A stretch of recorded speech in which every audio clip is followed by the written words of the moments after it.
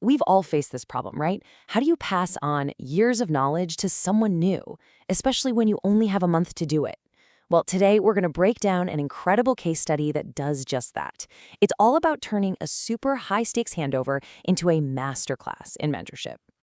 So, it all starts with this one line from a transition plan. A key player, Karen, has just 1 month to mentor her successor, Quosia, before the end of 2025. And the challenge here? It's not just about teaching a few tasks. Oh no, it's about transferring years of deep strategic knowledge and doing it fast. So how'd they pull it off? That's what we're going to dig into. And this really gets to the heart of it, doesn't it?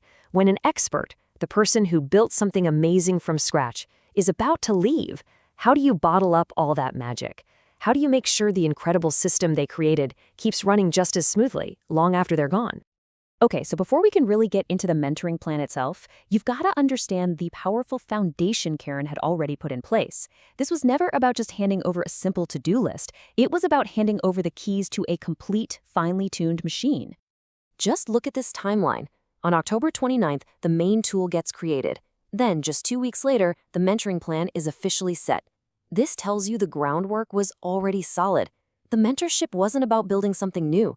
It was designed to transfer the why behind the what that was already working so well. And that tool is so important here.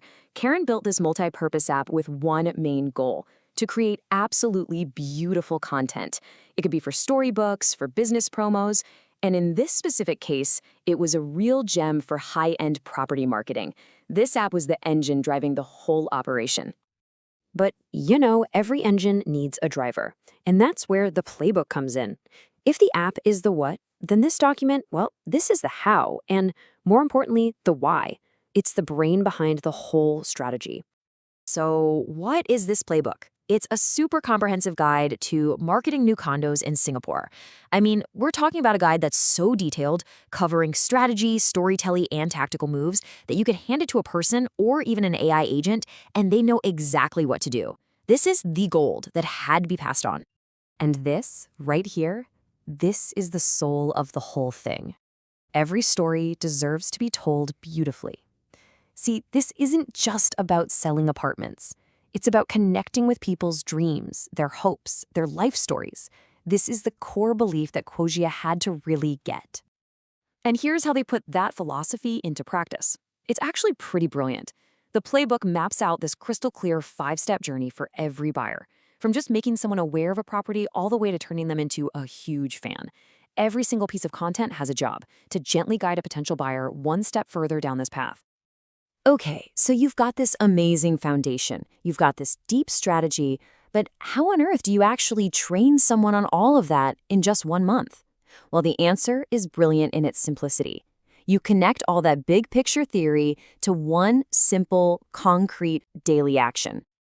And this is where the plan is just genius. Look at the difference. The ultimate goal for Quosia is massive: master the entire strategic playbook. But the task, it seems so simple. Just post content every single day until the end of December. You see, the daily task is the training ground for the massive goal. And this is the key, right here. Each of those daily posts isn't just about checking a box. It's a microdose of the strategy.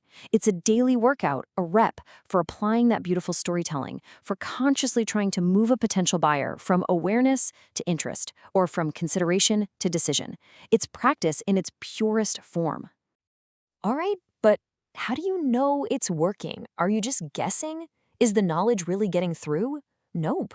This plan wasn't based on feelings. It was defined by some seriously clear, really ambitious metrics for what excellence actually looks like. First up, an 85% target for brand recognition. Now, think about that for a second. We're not talking about vanity metrics like likes and shares here. This is a serious business objective. It means becoming the name that qualified, ready-to-buy customers instantly think of. That is a very, very high bar for success. Next, you've got this number: a 3.2 times increase in engagement during key seasons. This shows you that the playbook is smart and tactical. It's not just about posting stuff. It's about generating a measurable spike in interest right when it matters most, like during that crucial end-of-year rush. And here's where it really hits the bottom line: a 68% conversion rate. Wow! This number proves that the whole strategy works. It connects that beautiful storytelling directly to actual business results. It shows that when you do it right, those emotionally connected leads, they become committed buyers. And last but not least, 4.8 out of 5 for satisfaction. Remember that final step of the buyer journey? Advocacy? Well, this is how you measure it. The real endgame isn't just to make a sale. It's to create an experience so amazing that your customers turn into your biggest, most passionate cheerleaders. So when you step back and look at the whole picture, you see that this 1-month mentorship was about so much more than just a simple handover. It was about capturing excellence in a bottle so that a legacy could continue. It was about building something that was designed to last. At the end of the day, the whole point of this entire system, the app, the playbook, the mentorship, was to create value that spreads out in every direction. For the business, it builds a powerful brand and consistent growth. For the clients, it delivers amazing experiences that make their dreams a reality. And for the future, it creates a sustainable, impactful way of doing things. And that kind of leaves us with one final thought. This whole process was about defining and documenting excellence so it could be passed on and scaled up. And it really makes you think, doesn't it? In your own work, in your career, what's the playbook that you're building for your future?